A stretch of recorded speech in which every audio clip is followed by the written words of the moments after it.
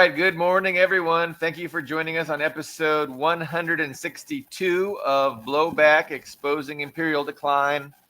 I am Billy Bob. I am on the west coast of the United States, and so I always say good morning, even though it's not morning for my co-host, Ian Cummer, who is having technical issues streaming from a suburb in Moscow. Hopefully, he'll be able to fix those issues. If not, we'll have to continue without him. And then we got my other co-host, Carlo Parcelli from Washington, D.C. It is noon in Washington, D.C., and our special guest is Leo Zhao, streaming live from East Berlin. I think it's evening there, either 6 p.m. or 7 p.m. or something like that. But our topic for the day is class war or culture war, and that is in reference to the recent murder of Charlie Kirk and the social media firestorm that has resulted. So I've got my own opinions. Let me just go ahead and talk about my basic take on the whole issue to put things in perspective, from my perspective.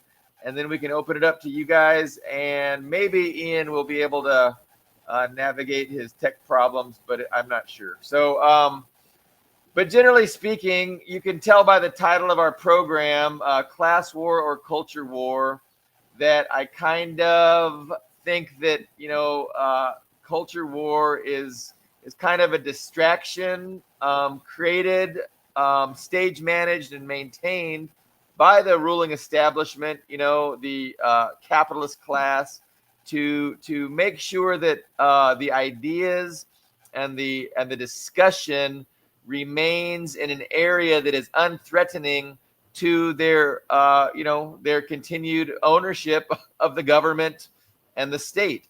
And I think the real obvious place where we all should be discussing is the class war. And why do the wealthy elites get to control and dominate the state and treat it like it's their personal dictatorship? Why can't we have a government that represents the working class instead of the ownership class? And I think a lot of these culture war issues would be solved if we had a government that was representative of the working class. Let's take immigration, for instance, right? So we have an immigration issue. It's an immigration problem. You got people on both sides of immigration, and there's some validity to either side. But again, like Carlo always says, if we didn't have an empire that was out there destroying our neighbors to the south, people wouldn't need to come here for economic, there wouldn't be economic immigration and people trying to come here to, work for a lot less than native-born people would otherwise work. And so, immigration wouldn't be an issue if we had a government that was representative of the working class, because we wouldn't be going around the planet, impoverishing people and enticing them to come here. Anyway, so that's my basic take. It's like I think that religious issues, gender issues, sexuality issues, and immigration issues, like these are all part of a culture war, and it's a distraction from the class, the war that we should be fighting, which is the class war. And so Charlie Kirk was obviously a great proponent and he was of great utility for the ownership class, because he really was a propagandist for the culture war, and he stoked up antagonism and animosity, and he really divided the working class along culture lines. And so for that reason, he became a target, and it's unclear, who that target was, because obviously there's two schools of thought. He was either a target of those people who had been using him, as a propagandist in the culture war, and some narratives say that he was about to take a stand that was not going to go over well with the people who had been using him for so long. And so because of that, before he was able to take this stand, and change, really do harm to that cause, he was murdered. Alternatively, it's possible that he was murdered by somebody that opposed him in the culture war, and a culture war extremist. And so those are kind of the two schools of thought regarding how and why he was murdered. So I don't think we have any certainty yet, but I know you guys probably have opinions on everything I just rambled about. Yeah, first of all, can I just add that the entire concept, the conflation of the replacement of class war with the culture war, is based on a much larger philosophical framework, right? Which defines freedom as only individual and defines democracy as only individual. I mean, freedom is individual cultural expression of your lifestyle and not, economic mobility, which is reserved for the property owners. Everyone knows that you can get rich. The only way, basically, these days to get rich is not through work; is through ownership. And culturally speaking, defining democracy as each individual gets a vote, right? But that's not.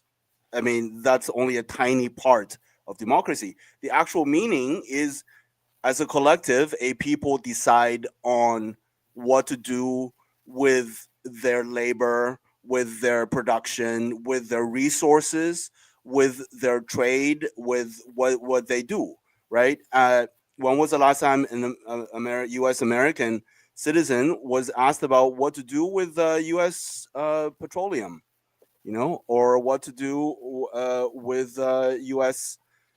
trade?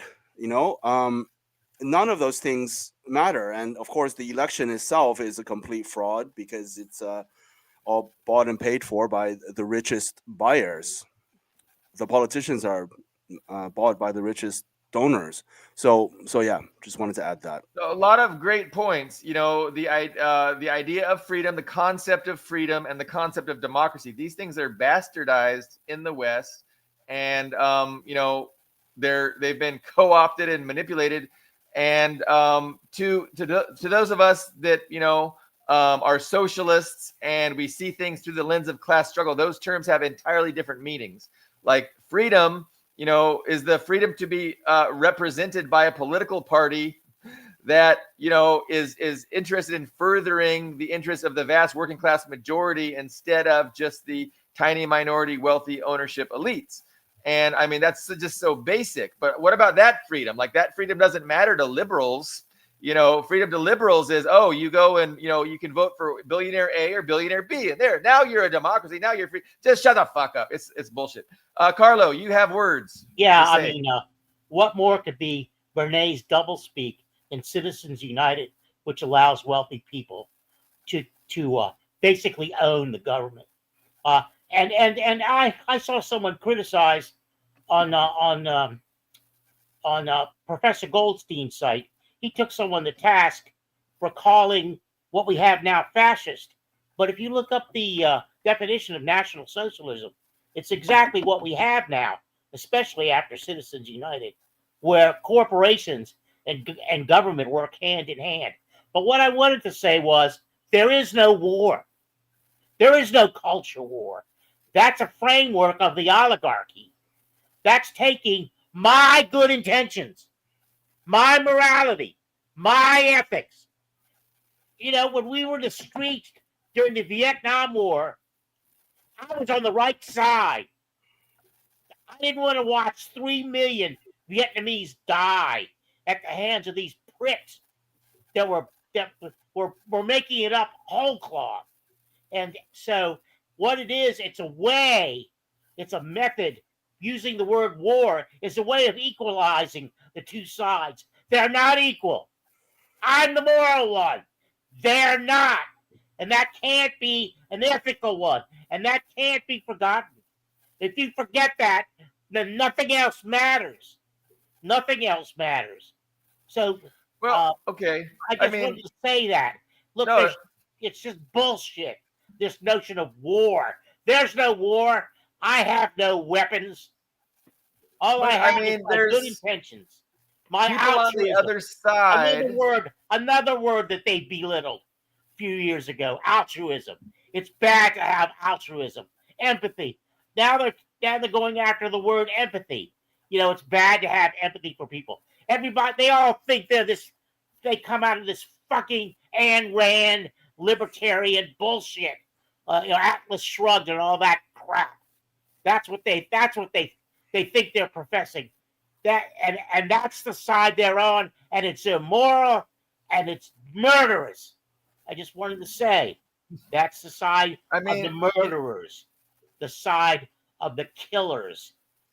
There's no there's war. I'm cultural not at war with conservatives. anybody.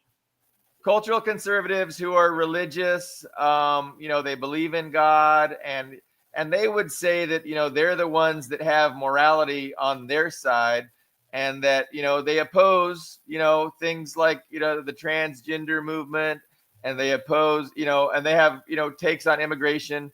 So I mean, the thing is, I mean, they say they have the same strong beliefs that they are right and they are moral that you do, and No, I they think don't. this. No, they don't.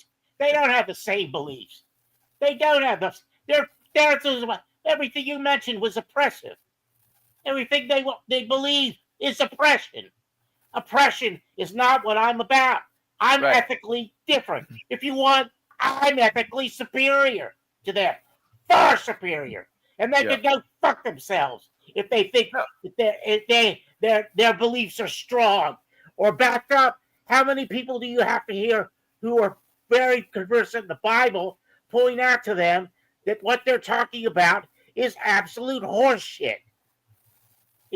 It's not, and don't get me started on Jesus, please. I mean, for them Well, to I wasn't have those saying you positions guys have is the same completely beliefs. I was it's just completely saying that antithetical to what their big hero Jesus well, professed. both of you Don't, guys think don't that you're tell me that's morally in any way, correct. shape, another side of a war. Yeah. That's just a bunch of people who are ignorant and violent and murderers. That's all it is. A black kid was just found hanged from a tree at a university, at a small black college university. That's what these people are about. They want to deny that when you look at the FBI figures themselves, that most of the violent crime, politically oriented, is committed by white males.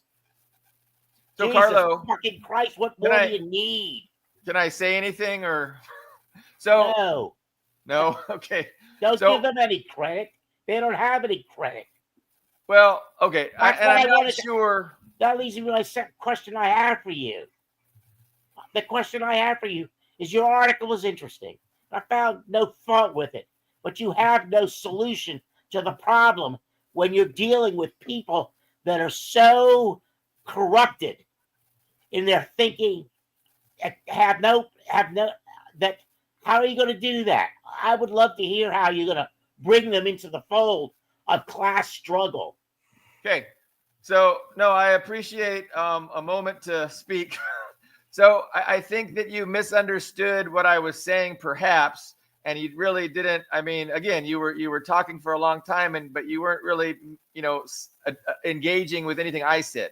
So my point, and I do want you to engage with my point, but I mean, hopefully you can. So my point is that they feel that they are morally superior and that you are morally inferior. And I'm not saying anybody's right. I'm saying they believe that as strongly as you believe that you are morally superior. No, they don't. Okay. They don't. You've got to be able to parse these things, Billy Bob. Otherwise, you're never going to speak to human nature. You got to be able to parse right from wrong, good from evil. So again, Carlo, let me try one more time. I'm not engaged in saying any side is right or any side is wrong. I mean, I have my opinions. What I'm saying is they think they are right just as strongly as you think you are right, and they think you are wrong just as strongly as you think they are wrong. But actions, I'm not talking about they think. They can't think. They're against critical thinking. They're against learning. You Carlo, what? Carlo, you are proving yourself to be a quite powerful culture warrior. No, I'm not. I'm Yes, you not a are. culture warrior. Yes, I you are. have no power. You're fighting the culture war right now with No, your I'm not. voice. I'm not fighting a With culture your war. voice. I'm doing the basic parsing of good and evil. You can look at their actions. Their actions are oppressive. Yeah, I've been an they oppressor. are evil, and you are good, and you must crush them, or you must, defeat them. I mean, Crush them. I won't defeat them. that's a They will war. never be defeated. You want to, That's but what you want to. that's the point I'm trying to make with Billy Bob. You are There's just painting all conservatives and Republicans as like mass murderers and lynchers of black it people depends on their and act. bad It people. They depends on are their actions. uneducated. They are It depends on their stupid and actions. uneducated and dishonest.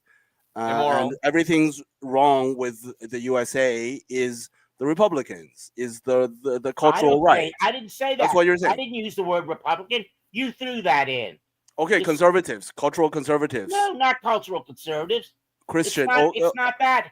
I mean, when you don't have any cultural conservatives. Okay, who are What you you talking about? have is you have an oligarchy that has taken what the left used to have and turned it on its head. That's what Steve Bannon said he's going to do, and Okay, that's so what who he's done. are you talking about when you said they have no conscience, they don't believe in morality, they are evil? We're talking about good and evil. Who's they? Who are you talking about? I'm talking about people that oppress other people. Okay, Oppression. okay. Hey guys. Ian, Moving on the move. that's a better connection. Yes. Well, I just switched my phone. I mean, I was just fidgeting with my computer forever, and I sorry about that. Switched my phone, so glad you can hear me. Okay. Yeah, so I started out introducing the topic, class war or culture war, and I kind of made the point that I feel the culture war is a stage managed,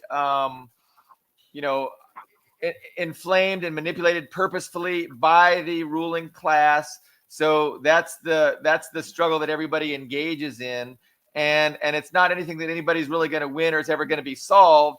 And they want us to fight the culture war in perpetuity because they want us to not spend any time with the class war. And so it's my criticism of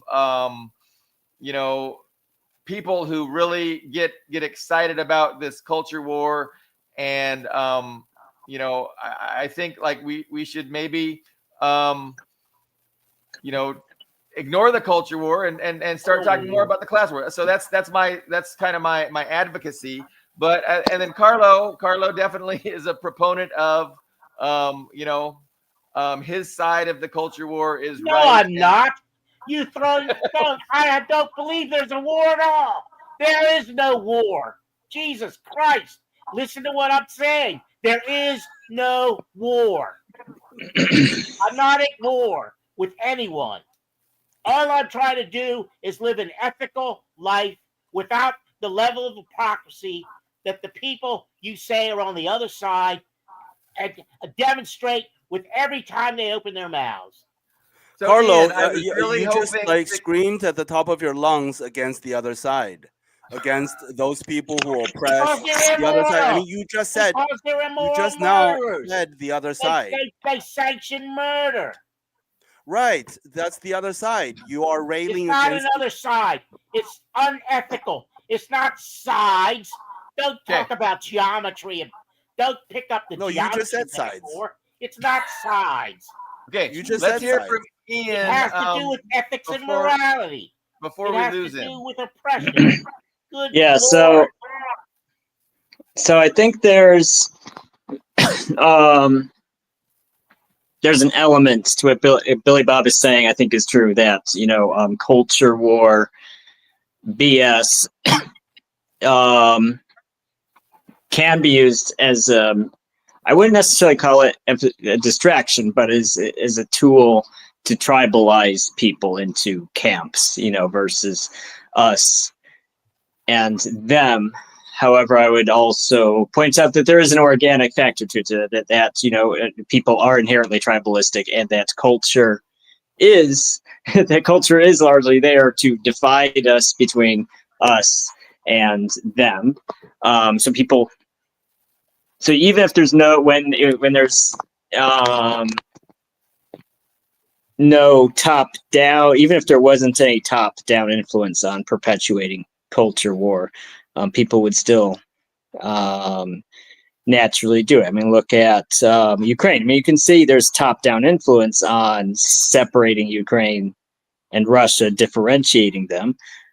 But there's also a natural tendency to do that, right? There's this dispute about history, about culture, about language, which we can say is woke. I mean, it is woke. I mean, it's just like, well, we're going to argue about what dialect you talk in. That's pretty woke, if you ask me. But there is a human tendency to do that. I mean, if we even look at circumcision, right? Who's circumcised, who's not circumcised. I mean, I mean, why did people do that? Because it separates your tribe from other tribes. It's hygienic. And you're talking about bandwagon. Well, you're talking about Nazis. Ancient, Christ. Israelites didn't do circumcision because it was hygienic. God, Nazis in Ukraine. Jesus Christ. So, hey, Ian, I think that is absolutely true. Obviously, there is a what was the term you used? Organic. There's an organic tendency for people to behave in a tribalistic way.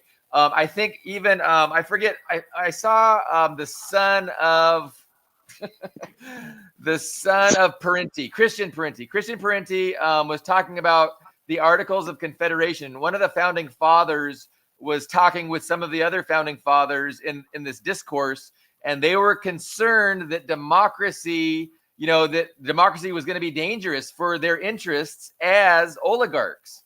And I forget who it was telling them, hey, don't worry, like we're gonna let the men vote, the landowning men vote, but we don't have to worry that that they will vote to take away our right as property owners, because not only is there this organic tendency to divide themselves, but we can also manipulate that tendency, and so from the very beginning, they were concerned that this democracy thing might get carried away, and their interests, their privileges would be on the chopping block. But it never has turned out that way, because, as you said, there's this organic tendency for people just to divide themselves, and they can stage manage this as needed, to great effect. And so, I don't think there is very much hope in the American people to develop a class consciousness in the near term, or certainly with the current material conditions that exist. And I think that the change that's ultimately coming, the beneficial change, the change that I'm optimistic about, is being facilitated by the outside powers outside of the United States. China, Russia, other strong societies, and the American society will be holding humanity back for generations to come because of the total indoctrination that they've been exposed to and have internalized. Really. Hold on. Can I say something? Yeah.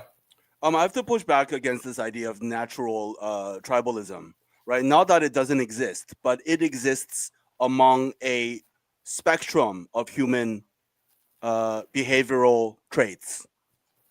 We have, at the same time as we have natural tribalism, we have natural collectivity. We have natural sharing of food with kin and non-kin alike. And that is a social behavioral trait that is basically exclusive to Homo sapiens. The Neanderthals, the big reason that they went extinct is because they did not share food with non-kin. In actually tribalistic cultures, yeah, in actual band level or tribe level indigenous cultures all over the world, the Sami of Northern Europe, whether it's the Saharan indigenous people, whether it's Australian Aboriginals, every single one of them would share food with a stranger that walks in. If they have a broken leg, they would try to heal them. Every single indigenous culture. So, of course, we have the ability to be tribalistic, to band together against another group, but this, exists among many, many a spectrum of human potentials. But in capitalism, it is exaggerated. This one trait Yeah. of tribalistic behavior is exponentially, exclusively exaggerated to the point and blown out of proportion to the point that that we have today, that we are at today, where people are at each other's throats, where people like very literally getting shot in the throat, someone due to the culture war. So yeah, just wanted to add that. Well, Billy Bob, in his talk, Articles of Confederation, that comes out of Edmund Burke and a disbelief in democracy, which was read by all the literate founding fathers. Okay, what Leo is saying, it's covered very well. The United States structurally is hopeless in this regard because, as Richard Drinnen, the historian, points out, and I would recommend Facing West, is that on the one hand you have the notion of rugged individualism in the myth of American culture, and on the other hand you have the myth of community in the American ethos as it is, so that you've got these two conflicting things. You have the rugged individual and you have community, and so you're supposed to go on, do it on your own, but at the same time you're supposed to support your neighbor. Well, it doesn't happen. It doesn't work that way. Those are mutually exclusive, and that's the fundamental weakness of American culture. And so when you try to bring those two together, you're just wasting your time. What you have to do is you have to go back to what's the moral and ethical principle behind your action. And these guys, believe me, I the thing that gets me about this is the same thing that gets me about the mainstream media not being allowed to talk about the Ukrainian chronology and how the U.S. Led the coup, which has caused all of that death over there. Now, and it just what gets me here is that I forgot my train of thought by trying to bring that out. But what gets me here is that people try to equate this with a war. Well, in Ukraine, you've got a real war. Here, you don't have a war. I'm not at war with anybody. I go about my day acting ethically. If I see something I don't agree with or don't like, that I feel is unethical or immoral, I will possibly insert myself. Even in my current state, I will insert myself. Look, Carlo, as soon as you talk about ethics and morality, that's a those are cultural constructs. No, they're not. They're not. They're ethical not. and morality. No, they're not. Yes, they are. In other cultures, there are different ethics and different morality. Well, sure there are, but I'm not talking about other cultures. I'm talking about this one. Yeah, right. Your culture, according to your culture, your ethics and your set of morality is superior to others because you don't oppress other people. Right. Okay. Yeah, I don't do that. The people on the right, if you want to call it that, or whatever, or the neoliberals, or whatever you want to call them, they do that. In fact, they go to the point where they kill millions of them. The neoliberals are liberals. They're called neoliberals for a reason. They're liberals. I'll give you an anecdote. Bob, I won't be long-winded. We have friends in San Francisco. A guy used to live here. Good friend of mine, gay, moved to San Francisco. He was coming back out here to visit friends. He was huge in the AIDS during the AIDS epidemic. He saw a couple of hundred people die when he worked at the hospice. So he comes back out because they had the AIDS quilt back in, I think it was the 80s. This is so we told him we'll film it for you. We'll put it on our TV show, which we did. So we had a terrible day. It was a tough day. So we go and sit on these steps at this museum across the street from the southern part of the mall, and we see this group of people across the street. And so Rosalie and I, we grab our cameras, we go over there, and we get over there, and there's these guys making the Nazi salute. Well, they're Ukrainian Nazis that live where Ritter lives, up in upstate New York, that supported Ronald Reagan and got Ronald Reagan elected. So we're going to begin to film them. Well, they tried to grab our cameras. So, like, Rosalie grabbed my coattail or whatever it was, and we got out of there barely. And they followed us home. Two of them tried to follow us home. That's very clear. Yes, that's very clear in that anecdote. It is very clear. Good and evil, bad and bad. Good and you know, evil. like the conservatives versus the liberals. Absolutely. But, you know, Obama is a liberal. And he destroyed Libya. Yeah, He condemned. Can I finish? Can I finish? Label. Can I finish? Can I finish? Can I finish? Can I finish? Let him finish, Carlo. Let him finish. Obama is a liberal by all means. He supports gay rights. He supports LGBT, all of that. Yet he condemned millions of people to horrendous deaths in Libya. He condemned millions of Africans from to a fate of poverty, of perpetual underdevelopment, chaos. Bush. No, Bush is not a liberal. But, you know, like we can go at it all day, advocates right? everything that Obama does. You know, the U.S. government is the number of gays in the U.S. government here in Washington is enormous. You got to go to any club, you will see congressmen and senators in the gay clubs. Yeah, who come out against gay rights when they vote on legislation. They're dancing in the gay clubs. I mean, that negates everything that they do. Obama's a dog. Well, we can see that. Fuck what he says about. I don't care what he says about gay rights. If you have somebody that immoral, then what he says is negated. It has no ethical value. None. Right. Obama has no ethical value. None. We all know. Shit. We all know, and we can see that the culture war rages more intense than ever these days. And I would posit that the primary reason for the intensity of the culture war is because Carlo, let him speak. No, this is absurd. The whole discussion's reached a level of stupidity here. This is stupid. I just told you how you parse it. It has nothing to do with war. Who's at war? There's always wars, conflict. There's always going to be conflict, Carlo. Cultural conflict. The conflict was not initiated by the people who have an ethical position on these matters. It was not initiated by them. They had Carlo, not everybody agrees with you. Some people think they're very ethical, but they don't agree with you. I mean, I think most people don't think I'm a bad guy and I'm deliberately a bad guy. They know they're bad guys. No. They're very Nobody conscious of it.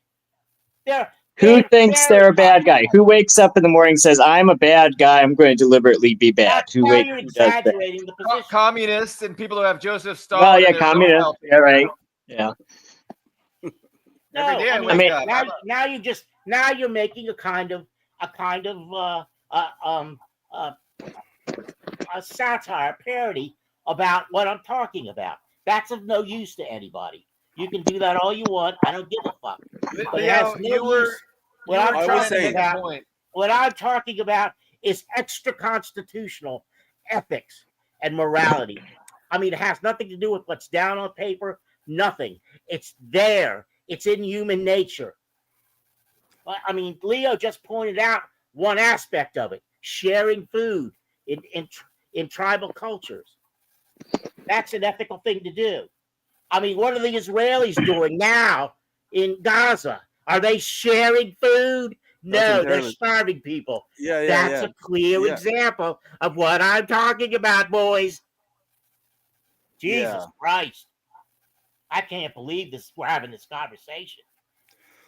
I Yeah. think we've lost the plots a little bit. So how about I get a little back on track? So we're talking about the culture war. We're talking, I think it's kind of a U.S. centric.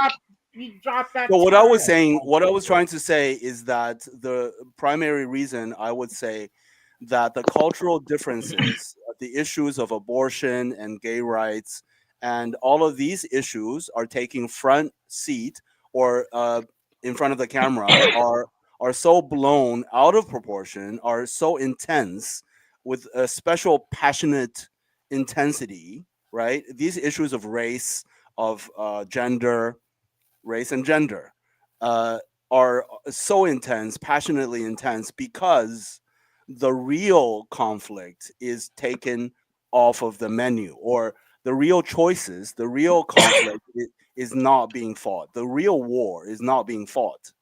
The real war of, you know, real freedom, freedom from worrying about rent. That's real freedom, according to us.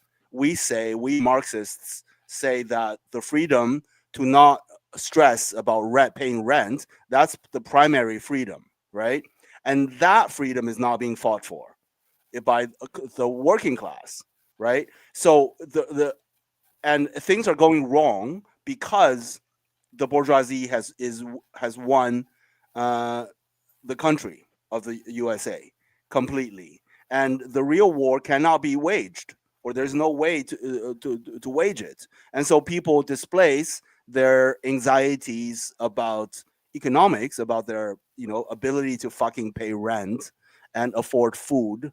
They are displacing all of that contention, all of that anger and discontent onto these cultural issues, and they are blaming the other side for the failure to provide people with fucking healthcare, with rent, with affordable rent, right, with things like this. And so that's, I would say, the primary reason why the ethical, moral conflicts, cultural conflicts are so intense. But it does seem that the establishment is interested in ramping up the culture war, in intensifying the culture war, and getting people really, really riled up about it. Like, it seems like there's an obvious, overt effort to do that.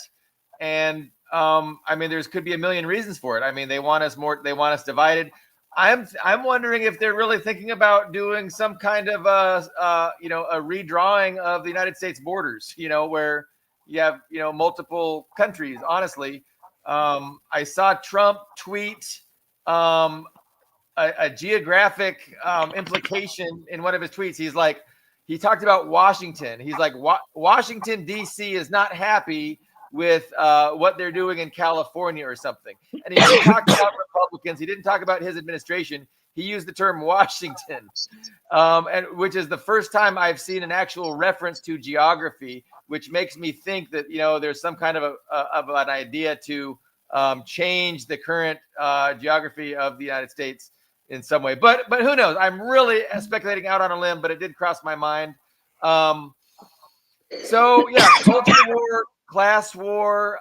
Where exactly do we want to take this discussion? Also, do we want to speculate about who killed Charlie Kirk and why? There's a lot of discussion on the internet. No, not really on that one. Okay. So, but Ian, what do you want to focus on? Well, I'd say I think everyone here knows I'm kind of a skeptic of democracy. The reason why, because you have democracy, direct democracy, in a lot of different cultures. But if you look at whether it's Russia or classical Greek city-states, or whoever you look at, there's a tendency for these places to get less not more or less democratic as time goes on. And the reason why is democracy really is not a workable system. You know, there's this idea that we can find this sweet spot of choice without collapsing the system. But it's not an inherently stable system. Like if we bring up, for example, the I mean, look, what is democracy? Like, what is the democracy you're describing? Because like everybody has their own understanding of democracy, and if you're going to engage in, you know, a discussion about it, you gotta define your terms. Like, so you're talking about American democracy, which, yeah, I would agree is nothing. It's an oligarchy. American democracy is a joke. Capitalist. What do you have in Capitalist mind? when you consider, use for the word- example, the Polish-Lithuanian Commonwealth. Right? You did have elections in the Middle Ages. There were several places that had elections where your king or ruler, or whatever you wanted to call him, was elected by the nobleman. And the Polish-Lithuanian Commonwealth had a very interesting system where not only did the princes vote for the king, they also had veto power. So you could not only say, I'm not going to vote for this guy, I'm going to actually veto this guy. So this gave them a series of they had a similar, maybe even worse problem as the Holy Roman Empire. They just could not get a strong leader because the strong leaders tend to have people who don't like him. So they get just the guy that everybody could agree to, but usually wasn't an effective ruler. And no one likes being ruled. So there's the individual tendency to prefer a weak ruler over a strong ruler. And so you ask the question, which democratic system I'm referring to, and I'd say actually all of them have this problem. Now, the USA, I will say the USA, after that hiccup with the Articles of Confederacy, once we established the U.S. this constitutional republic, as we like to call it, it's a very resilient.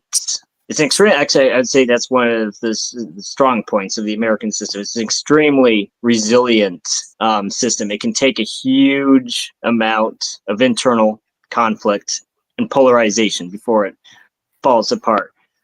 So, I mean, a lot of people have commented that, if you look around in the USA, it already has these red flags that you typically don't see except in failed states. Right, trains being looted, just cities that look like a war zone. You just look around, it's like, wow, this is a failed state, but it's not. It's actually a functioning government, and the country's functioning. Taxes are being collected as a space age military, and actually, so it's not a failed state. And I say that's an indicator of this resilience. A different system, I would say, that has this polarization, one half the population hating the other half, and vice versa, most systems would collapse. But we have this interesting federative system and legislature and electoral college that handles a lot of internal dispute without revolution, without just being regime change. Look at Nepal. Most countries, Nepal is kind of the extreme case because it's a small, poor country, but, most countries reach that critical point, and then there's just regime change. The government collapses. And we should have reached that point already, but we didn't. We're still lurching along. I think when you talk about democracy, all democracy, I think we still need to be specific. Like the example that you gave of Poland, or what was it? That's an example of feudal feudal democracy, right? Which is probably even more of a joke than capitalist democracy, right? Now, democracy as an ideal, right, has never, not never, but in the modern world, in the modern, not only in the modern world, but since proprietary hierarchy began at 5,000, 6,000, 7,000 years ago, right? We have to look at human affairs in this frame, in the big world historic frame, right? Empires, power based on ownership of land and slaves began about 6,000 years ago, we have the ancient Assyrians, Babylonians, we have the Phoenicians, we have the ancient Chinese empires, right? Now, ever since then, the world resources or of each group of each region has been dominated, has been seized by elites ever since 6,000 years ago, right? And so any talk of democracy is in that context first. And then we can talk about feudal structures, and then we can talk about capitalist structures, both of which democracy is a joke. Now, this doesn't mean that the idea of democracy itself is untenable, because you have to imagine that the elites, the minority, do not naturally have the right to control a region's resources. Now, without that, democracy is absolutely possible.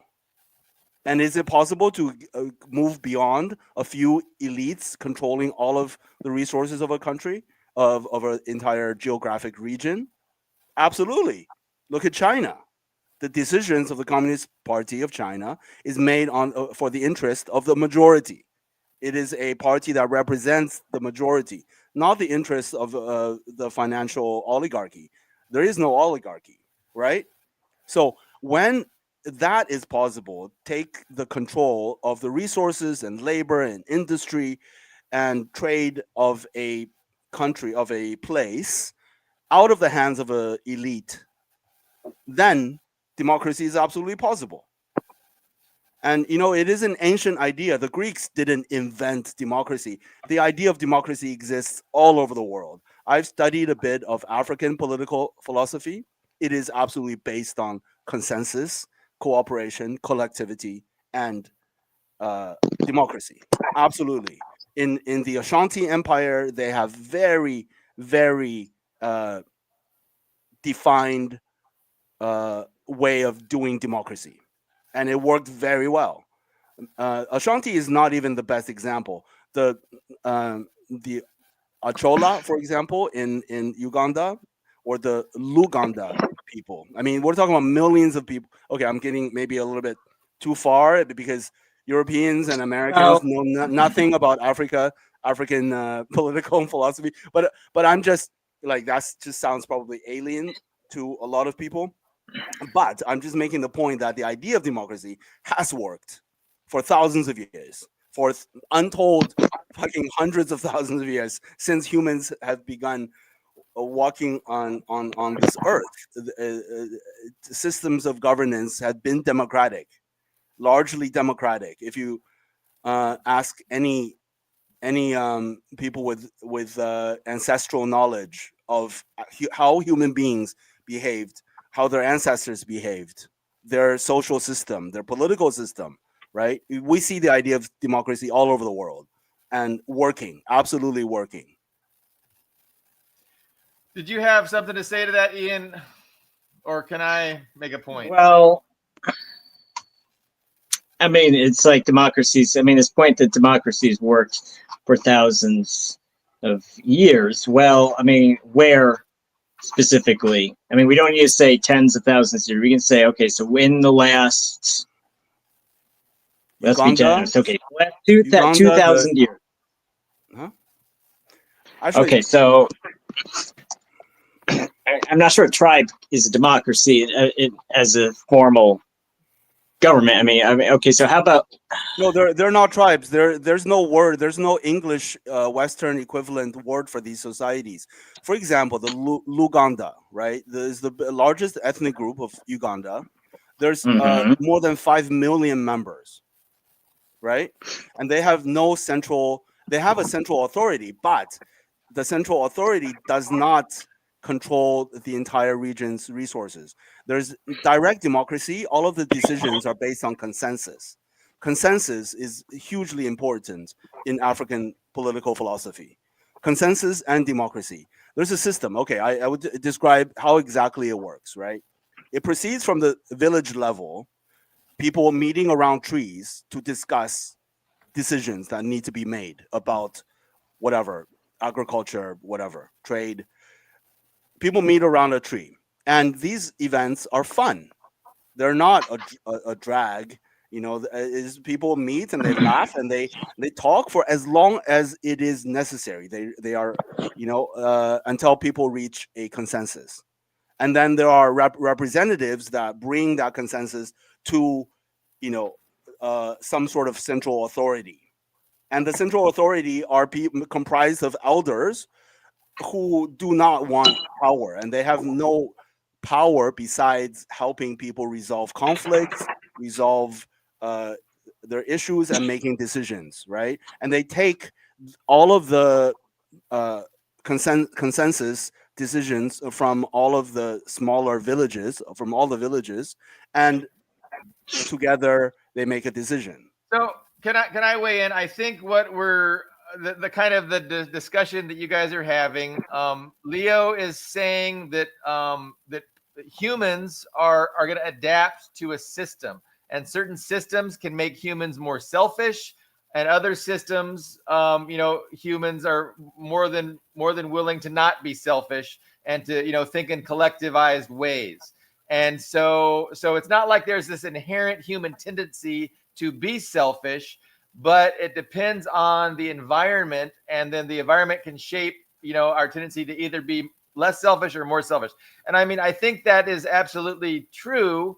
But I did want to also talk about democracy. So I'm going to declare that Leo is right insofar as I disagree with the idea that humans are inherently naturally predisposed to being selfish. Like, I don't think that can be borne out by a study of history.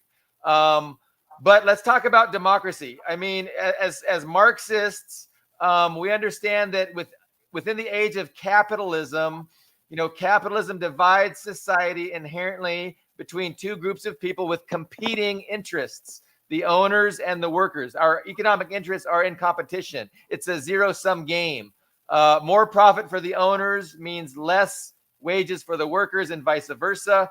But it's more than that. It's also, more political representation by the workers comes directly at the expense of political representation by the owners. And so, Stalin and Lenin made clear that in the age of capitalism, there is no such thing as democracy. You either have a dictatorship of the oligarchy, of the ownership class, the capitalists, or you have a dictatorship of the proletariat. And when you are when you control the government, when you control the state, and you're either the representative of the proletarian people, or you're representative of the ownership class, you cannot just the closest thing that you have to democracy and to power in the hands of the people is proletarian dictatorship. That's the closest that we can come under capitalism to democracy. So this is a point that Stalin makes. And what we have in the United States is a capitalist dictatorship. It's the dictatorship of those with capital. And it's a million miles away from anything called true democracy. But again, true democracy is utopian. I agree with MK on that. At least, given the current material conditions, given the current circumstances, given the current human evolution that we have, China is the most democratic form of government we can have. They're a proletarian democracy. They they discipline and regulate the capitalist class, and they subordinate the capitalist class to the interests of the masses. So I don't know. A lot of liberals want to think about democracy being, hey, it's just let everybody vote, and then what the people want, that's what we're going to do. But again, that just doesn't exist. Like that's an idea that has no basis in rationality or reality, because in reality you have oppositional class interests, and you have propaganda, and you have who owns the not only the means of production but the means of mental production, who owns the media. So all those things have to be factored in when we talk about liberal democracy. And it turns out liberal democracy is just oligarchy. It's the dictatorship of the oligarchs, and they don't really care what the people want.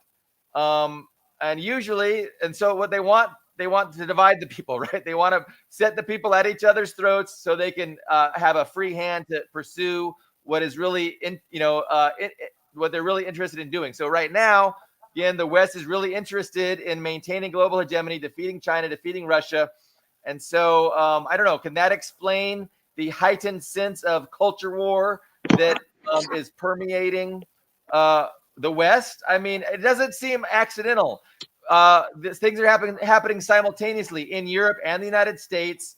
The culture war is really, really ramping up, and you see elites and the politicians funding these things. Did you see what Elon Musk said about the British? There was a big British rally opposing immigration, and Elon Musk said something really crazy.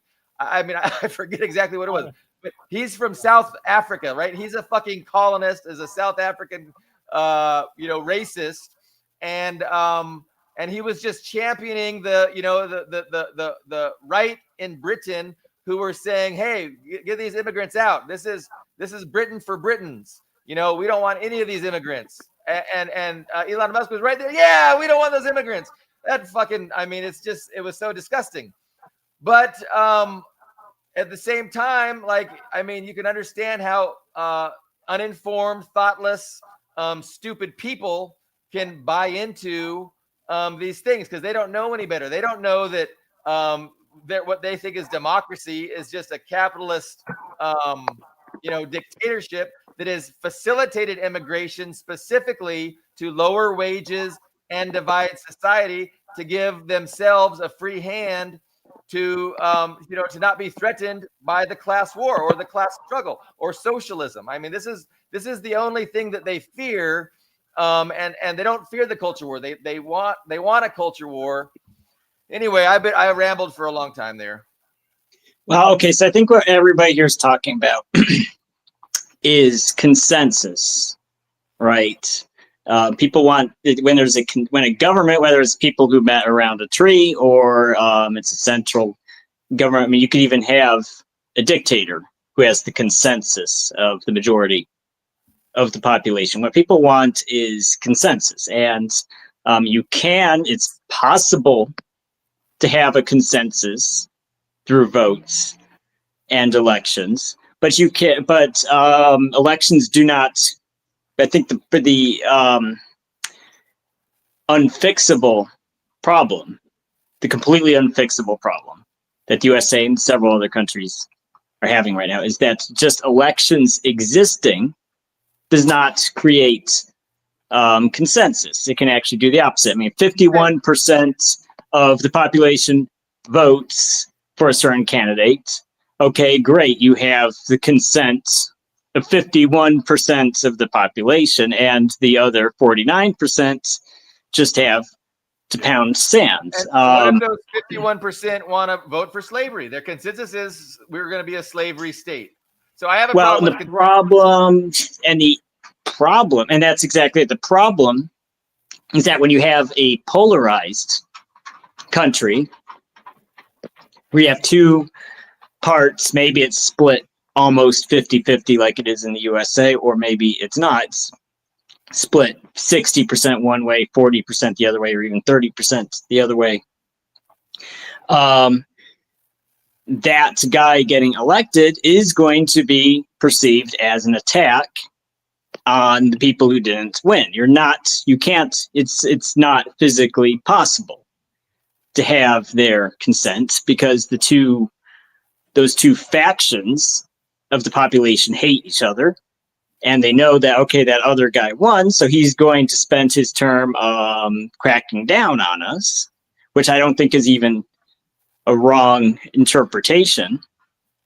And then it is basically a war won through numbers. So, how do you fix that? Because normally when you have a country like Yugoslavia or Ukraine, where you have a situation like that, we have two portions of the country that are diametrically opposed to each other, eventually they're going to split. If you cannot reach a consensus, then there's a split. So I see what you're saying, and I have a response.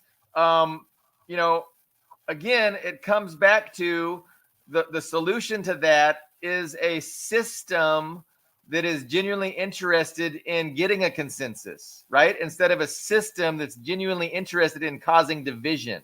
And so this is the whole thing. And this is why the class war is the paramount, ought to be the main focus of everyone. Because, you know, not only do we not have a system that is interested in achieving unity, we don't have a system that has any interest in benefiting the majority of people, right? Like the system exists to benefit a tiny minority at the expense of the majority. And to obfuscate that fact, they want to divide the majority among, you know, into as many pieces as they possibly can. But I mean, I just like that's the only answer to the problems facing America is a genuine government and system that's legitimately interested in benefiting the masses and developing unity. And that's totally possible. But that's not what we have. And you know, we have these two competing factions of the oligarchy who want to create a culture war and want to keep it raging. Go ahead, Carlo. I just want to say something about Yugoslavia and Christopher Black, God rest his soul, who used to be On the show, yeah. As he pointed out, that was the breakup of Yugoslavia was Western engineered. Yeah. And it's still going on because the U.S. and Britain, specifically, and Germany to a certain extent, are leaning on the Serbia now, very heavily. And Black Christopher was involved in the Milosevic trial, and he was one of the people that got him off. And then what did the West do? They hanged Milosevic in his cell. They murdered him. That's what they did. I mean, so you got to point this out now. You know the violence and the So I agree with Ian that the situation is intractable in the United States, and you know, but again, it's because it's a top-down system, and I don't think it would necessarily be intractable if you had a legitimate government that really represented the people and was striving to, you know, further the interests of the people, which part of that is to, you know, unify them in what their actual interests are. And so, I mean, that's what a rational socialist government would do. But that's not capitalist dictatorship. Capitalist dictatorship is interested in benefiting the capitalists and dividing society.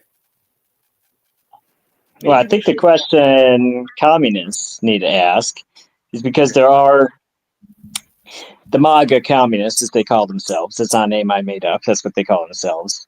Like Hinkle, I guess, is one.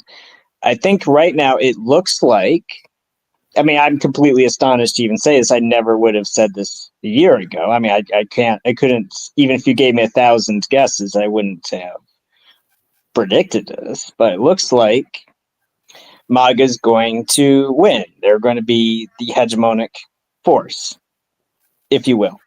I mean, it does look like the establishment is going to shift to more or less what the MAGA crowd wanted and what Trump. Wait. Well, by that, do you mean the Trump? Do you mean the Trumpist camp, or do you mean the ACP, the American Communist Party? No, they don't. They well, I didn't finish what I was going to say. Referred to themselves. They have never really referred to themselves as MAGA communists. That's I mean, I didn't finish what I was going to say. Yeah, I didn't finish what that was a meme. That was a meme, and it does make sense because they want. Can I finish what I was going to say? Let me ask my question. Yeah, so, sure. My point is that and the reason they get the meme is the MAGA communists is because they said, you know, we're willing to I mean, that's exactly how they describe it. They're willing to do evangelical work with those right-wing MAGA guys and point out to them that, hey, you know, a lot of the stuff you want actually isn't that different from communism, right? Because, you know, there are like ultra communists who just say, we're not even going to talk to those people or try to evangelize to them. So I think and I bring up those guys because I think that's it's very likely that's a new hegemony in the USA now. I think you're going to have, the neoliberal establishment. I think that's been in power since Obama. It has come to an end, and now you have a new establishment. You have that's more or less what Trump campaigned on. So I think the question that I want to pose to you guys is that is that to the is that a group that you can that you can reach out to and say, okay, well, this is the group that's in power. These are the people we need to talk to push our ideas. I mean, If I'm I making hope sense. I hope that you are right. I hope that you are correct that the people that you mean by when you say MAGA communists, which is the American Communist Party, I hope that you're right that's the new hegemonic force in the USA. But I'm not sure yet. I mean, I think that's the only future. I'm that sorry, I America wasn't clear. When I said that's MAGA, MAGA is going to be the hegemony, and the MAGA communists are the guys that say, we can persuade MAGA people to agree with our ideas. That's what I meant by that. So, Yeah, I think I Ian's think- saying that in the general culture war that has been taking place, the liberals versus the conservatives, the Democrats versus the Republicans, the Trumpistas versus the bipartisan coalition against him. Trump seems to be winning out, and there seems to be a shift in the overall what ideas have cultural hegemony. So you see a retreat from transgender Olympics. You see a retreat from certain liberal positions that were being pushed really hard, and that Trump pushed back against. And now Ian's just pointing out how it seems that the conservatives are more of the hegemonic culture these days. And so I do agree with him that there's this shift, and of course a lot of it has to do with Trump being the president, winning the presidency. But it's not only a cause, it's also a result of this shift in culture. But again, what is the point of engaging in a close scrutinization of the culture war? It's like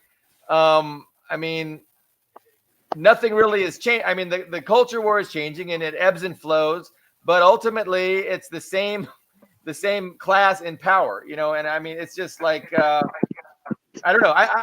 It's just kind of a topic that is not as interesting to me, and it's a distraction from the central thing. But again, in our society, the central thing never gets talked about, right? The most important thing is never discussed, and all that is always discussed is the culture war bullshit. And that's just, it's striking to me. The cultural stuff is a distinction without a difference. Look, these people that we're talking about, Inkle or the hairy guy, what's his name? Oz, right. They're in it for themselves. They're just as much a venture capitalist as anybody is. It's obvious.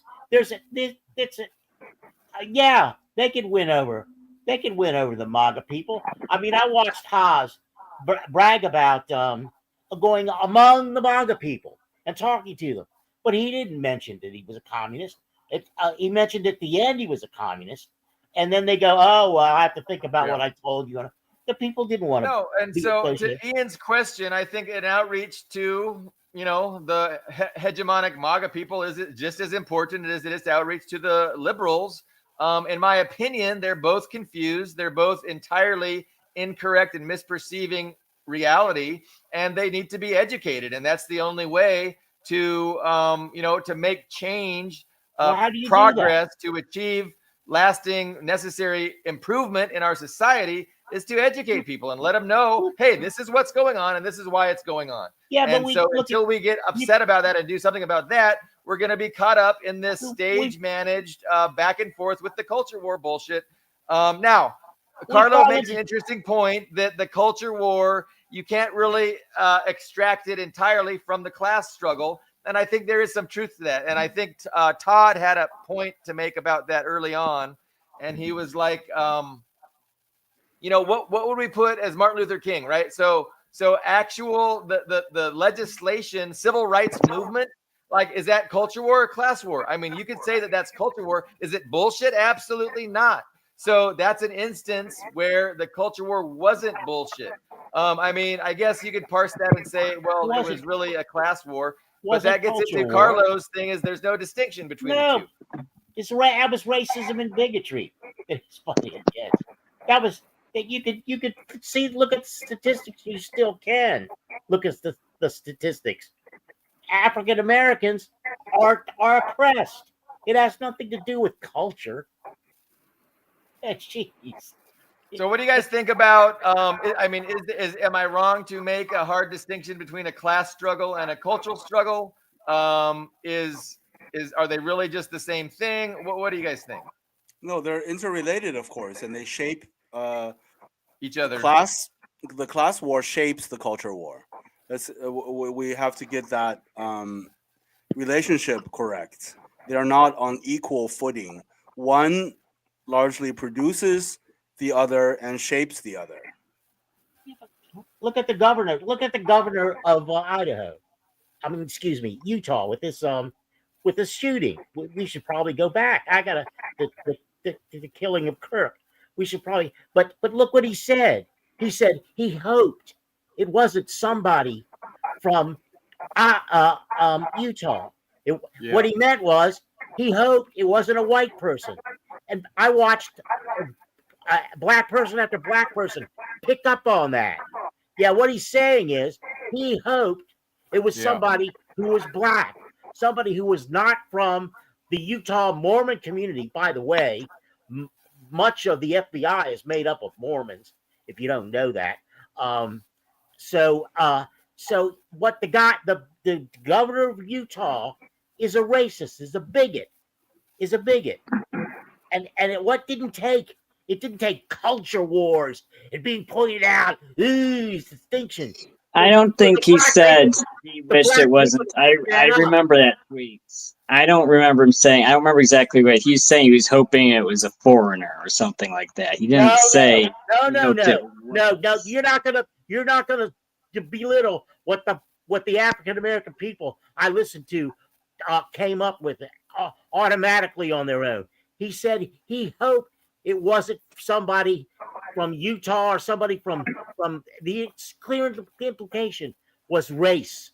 The clear implication was race.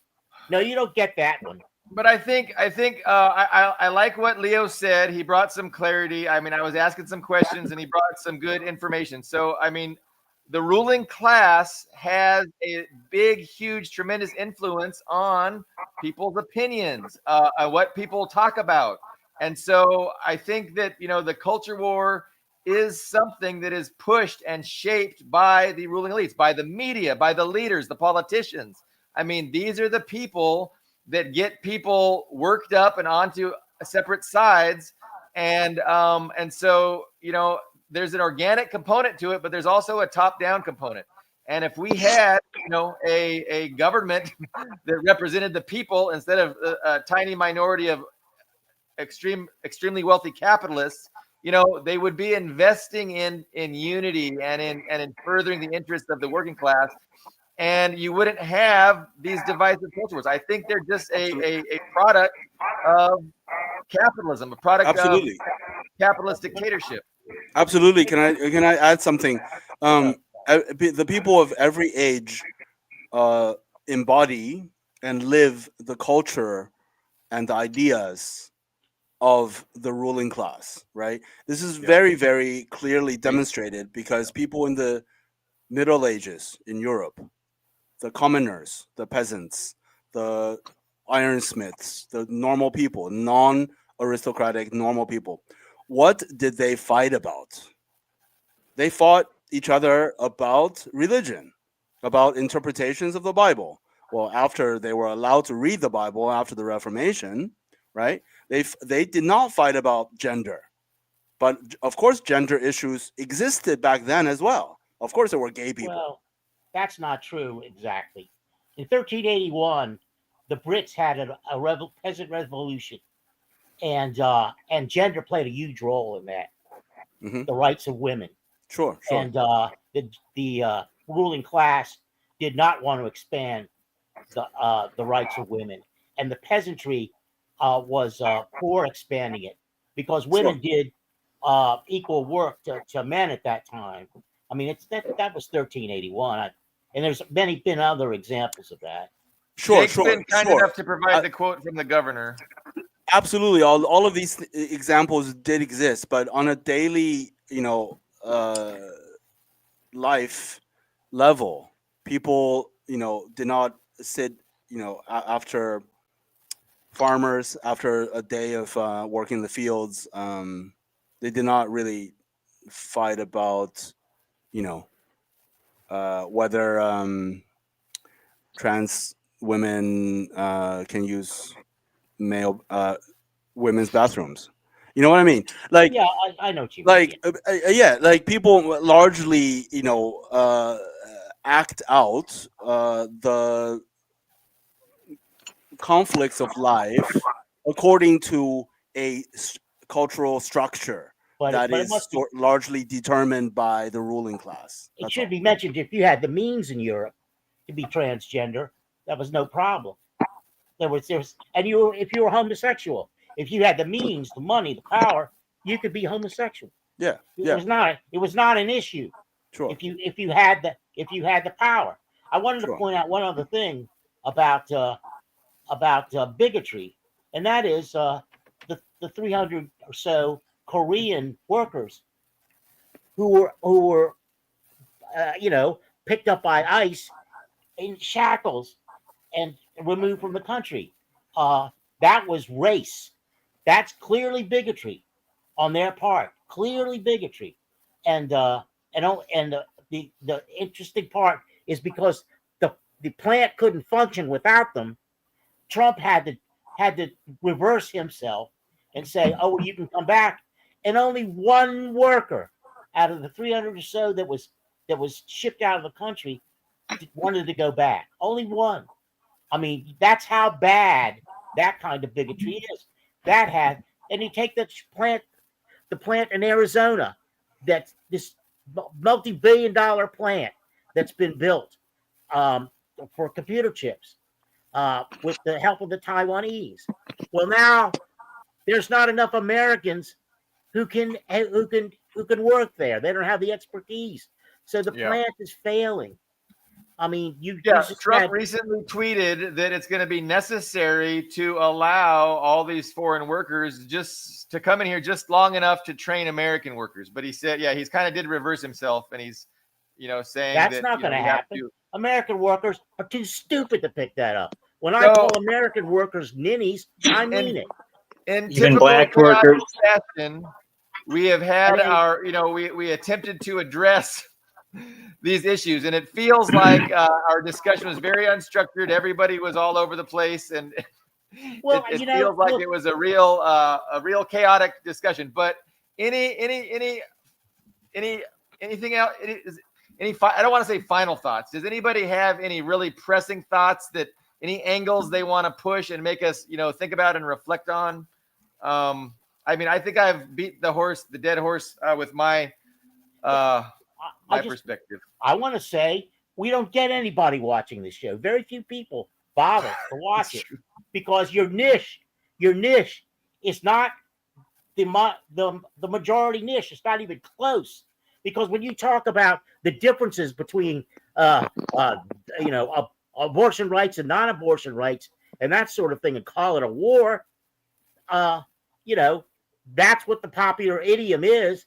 But it has no meaning within the context of this program when you talk about Marxism or you talk about Stalin. No, I will definitely take the nobody blame for our lack cares. of viewers. I Nobody own cares. that. It is my fault. I shook my head. Yeah, No, I Billy didn't Bob, want it's to all talk your about- fault. I didn't want to talk about Charlie Kirk and who shot him. But let's do that. We know who shot him. The guy confessed. There's a guy that confessed. I'm listening to Max Blumenthal the other day, and he's he's tying themselves in knots Yeah. trying to involve No, Israel. if he confessed, that's news to me because I had No. heard that he's pleading not guilty. But if you Well, have, of course, he's lawyered up. That's No, what he's he going to has- plead.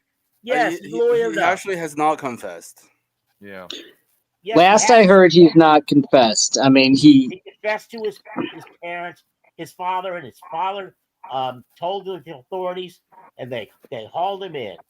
no, That's that good could enough very for me at well this point. be the case. Like he could be a lone nut gunman, really excited about the Well- culture war and thinking that he was doing the right thing. And then the question becomes: was he a groiper or was he a liberal? No, What? it doesn't well, I matter. mean, here's the thing. You know So look, so this guy Robinson, he is an Antifa guy. He is dating a transgender woman. But I'm not going to sit there and say, "Oh, he did it." I mean, I was not there. I was not at that debate. I did not see Robinson sit down and pull the trigger. I'm not going to say he's guilty. All we know is his father claims that he confessed to him. And there's some surveillance photos that sort of look like him, right? So we know he's kind of a left-wing guy, but I'm not going to sit there and say, "Oh, he did it," because I wasn't there. It could have been a Mossad assassin. It could have been a right-wing guy. It could have been the CIA. It could have been anybody. I am a believer in innocence until proven guilty. If he's pleading not guilty, well, let's hear what his defense is. I think Greg Let's hear it. Rosen hit the nail right on the head. He was a avid follower of Nick Fuentes, and Nick Fuentes had a falling out with Kirk, and this guy took it upon himself to get into Nick Fuentes' good grace, and then he had second thoughts. I don't think.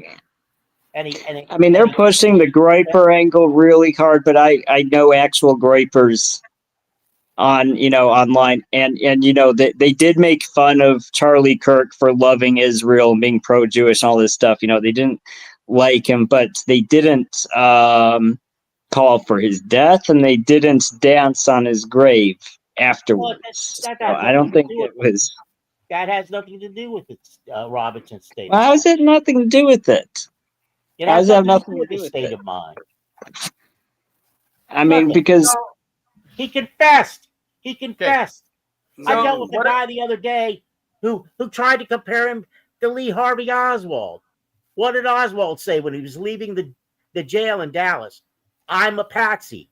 Yeah. Did Robinson say that? No. Guys, what about the hip hop? So one thing that really does upset me is the outrage from the right wing at leftists. I don't know. These labels are just create more confusion. But you know how the right wing is outraged at the left wing for dancing on his grave. And like, to me, that outrage is so hypocritical. And so it's just so disgusting. Like I get it. This is culture war. I'm not going to make fun of him dying. I didn't want him to die. I don't want him to get shot. And I don't want his family to have to see him, get shot in front of them. Like, that's not good. But I mean, I get that people are so incensed and so involved with the culture war that they think, yes, it's a win for my side of the war, and it's a loss for their side. And they're just, they're like, that doesn't bother me.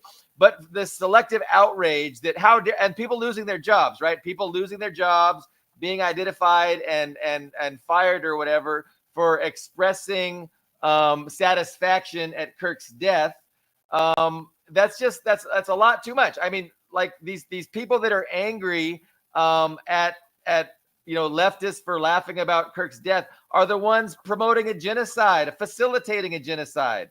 Like, that's a lot worse. Like look in the mirror. What you're doing is a lot worse than an individual, happy that this propagandist who was espousing cultural norms that they disagreed with is dead. The hypocrisy is, I mean, that I don't know. That's one of the gives me the strongest emotions. so Like, since we got on this, since we got onto the Charlie Kirk topic, I do want to share my opinion on that. First off, this isn't new, and even what you said, they call him a propagandist. Well, I've been dealing with this since 2022, right? So I'll argue with these liberals because I'll post online, and my blog's gotten a fair amount of I guess you could even call me a micro celebrity at this point. I wear the badge of honor. I'm a micro celebrity. But I get these liberals who come on and they will argue that, in the war in Ukraine, it's good to kill Russian journalists. Like deliberately, I know this guy's not a soldier, he's a journalist, I'm going to deliberately kill him. And it's like, why? Because he's a propagandist and it's good to kill enemy propagandists. And I would say, no, that's not how the laws of land warfare work. You can't kill someone who's a non-combatant. You can't kill a journalist, even though you disagree with him. But no, these neoliberal guys would sit there and say, no, that's a good thing. So so when even when within the first 5 minutes, I heard Charlie Kirk had been killed. Like within the first 5 minutes, I heard about it. It was on Facebook. I heard about it. I was like, well, that one of the first thoughts that came to mind. It's not a surprise because they already think it's good to kill foreign journalists. So, of course, they would take that thought to its logical conclusion that it's like, okay, it's okay to murder Russian journalists. And, of course, it's okay to also murder American journalists who don't agree with them. So that's my first thought. Yeah, well, Now, hundreds of Palestinian journalists have been murdered Yeah, as well. I mean, Israel kills nobody them. cares about that. Right. Yeah. Now, the second problem, my second problem, and I'll tell you why a lot of people are upset about it. Like me, I never, when he was alive, I made fun of him so many times. Like if you even look on my page, I've made so many memes from making fun of Charlie Kirk specifically because, well, one thing I made him fun for was, of course, he's always shilling for Israel. And of course, he's got his straw man arguments against, the Soviet Union and communism. So, well, communism is when the communists come and take away your toothbrush and say, well, it means production. We're going to take away your toothbrush. He had these ridiculous straw man argument. So, I always bagged on him for the stupid shit he would say. But the problem is that when you say it's okay to kill this guy, it's okay to kill anybody. And these same people who scream about Charlie Kirk being a Nazi will also say, tankies. Oh, well, tankies are just. I mean, they'll say that shit. They'll openly say, if you like China or you like the Soviet Union, you're a tanky. And they'll say tankies are fascists. So if they say Charlie Kirk is a fascist and it's okay to kill him because he's a fascist, well, it's okay. It's also okay to kill left-wing people who they call tankies, right? Because they call all the people who disagree with them fascists. And they say it's okay. If someone's a fascist, it's okay to kill him.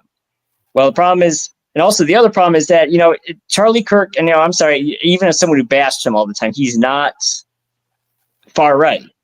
He's not. If you even just wind back the clock a little bit, in 2007, 2006, Charlie Kirk wouldn't even be considered far right. He loves Israel. He's kind of he's a moderate right, very typical conservative evangelical Christian in USA. I'm not saying I like them, but it's just he is what he is. He's a moderate right Republican. So if you're saying it's okay to kill a moderate, well, then you can. You can kill anybody. That's my 2 cents on the whole Charlie Kirk thing, since we brought it up. There's a poet, Shivani, I think can't remember his first name. He had a litany of things that Kirk talked about in the negative that harmed many, many people. Now of course, to Shivani's credit, he said, no, I'm not going to talk about whether I'm elated that he's dead or not. But what I do want to say is that the real crime is all of these people who said they had a different point of view are eulogizing this guy as though he was a player on a level playing field, on an even playing field. He was getting millions of dollars from wealthy people. I don't have millions of dollars. Rosalie and I try to live in the Washington area on $23,000 a year in Social Security. I don't want to hear about this fuck who probably just to enrich himself came up with these positions.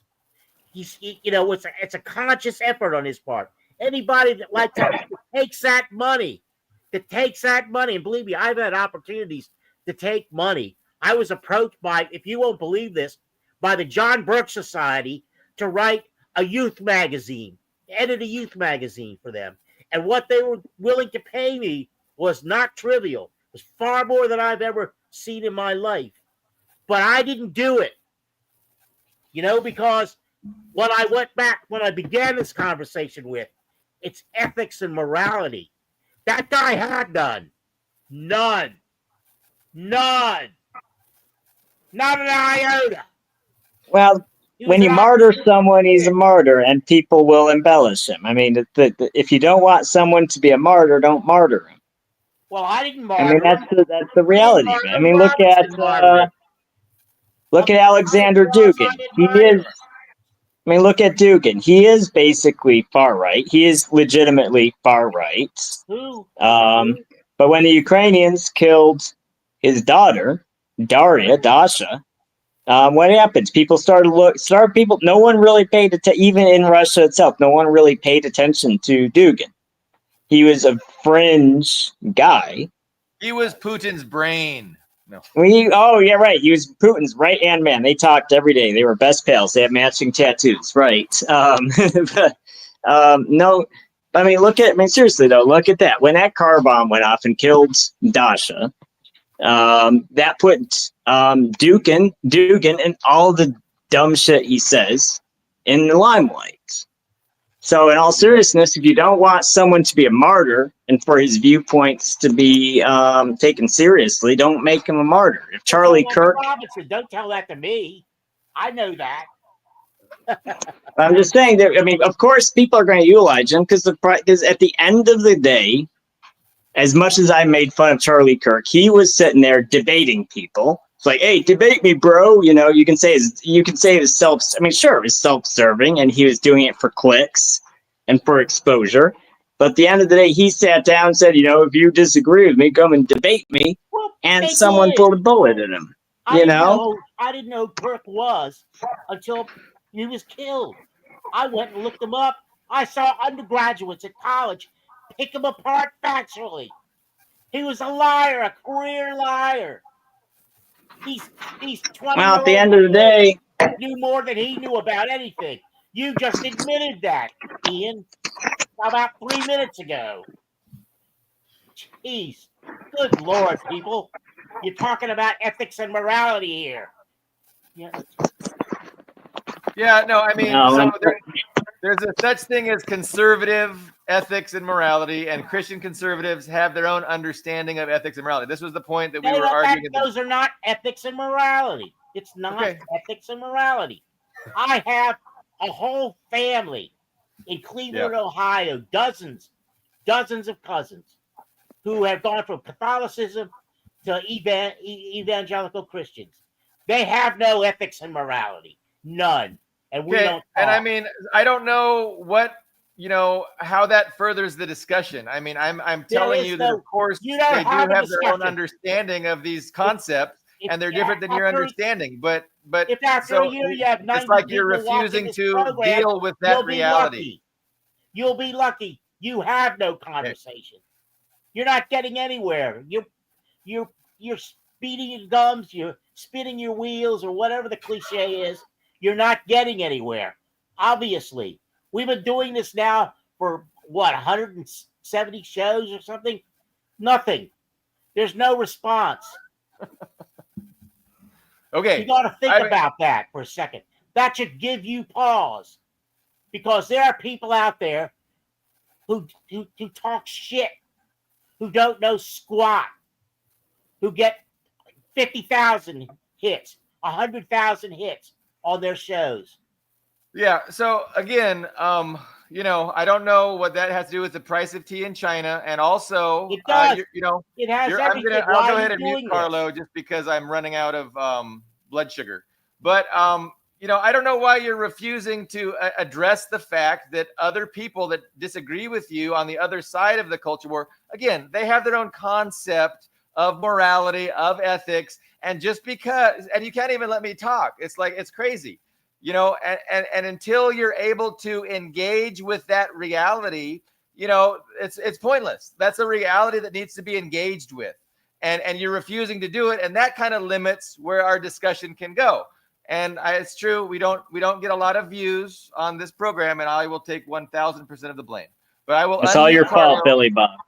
It's all your fault, Billy Bob. I will unmute Carlo. And that's all I wanted to say on that Sure, topic. it's all And- his fault. You know, we're going to talk about communism and Stalin. Nobody's listening. fair, More fair. Many more people listen to Jackson Hinkle and then listen to this. Many more. He All gets right, all I suited up. appreciate He goes to Europe. He you goes guys to joining me, Moscow. talking Okay, guys. about current events. We'll have to vote Billy Bob off his own show that he hosts and creates every time. You've been voted off the island, Billy Well, Bob. it Sorry. used to be my show, and I would get it alone, mostly on African issues, and I got more views. It was Okay, just guys. There Thank you you go. for joining us. Doing the I hope we research. didn't delay your project too much. It's been fun. It's been real, but it hasn't been real fun. Oh yeah, I know. Tell you guys All right. Next Take care, time. guys. next Okay. time we will win. Yeah, right. Okay, bye. Okay, bye. Gee.